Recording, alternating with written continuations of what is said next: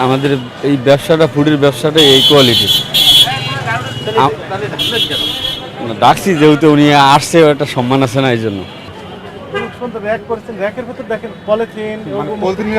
হ্যাঁ কার্টুন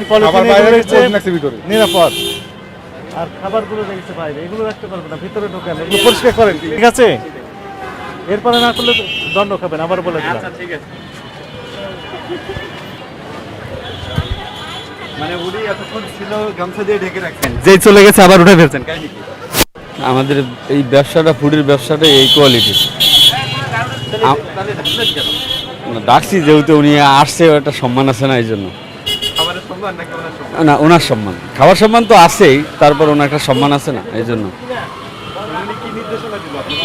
বলছে যে এটা ঢেকে বা কোনো পলি বা যদি থাকে এভাবে করে রাখার জন্য আর কি বলে গেছে হ্যাঁ ইনশাল্লাহ রাখবো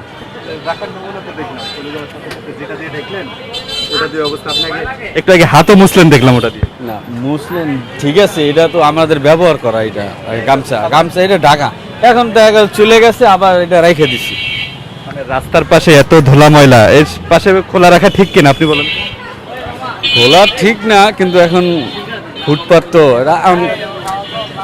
আমরা বলতে এখানে এখানে তো মনে করেন ফুডে তো অনেক দোকানপাট আছে ওনার যে অবস্থা আমারও তো একই অবস্থা এই খোলা অবস্থায় কি খাবার উপযোগী থাকে? উপযোগী না আসলে আমরা ওইগুলো আসলে মানি না ওইগুলো আমরা মানি না মানা উচিত এটা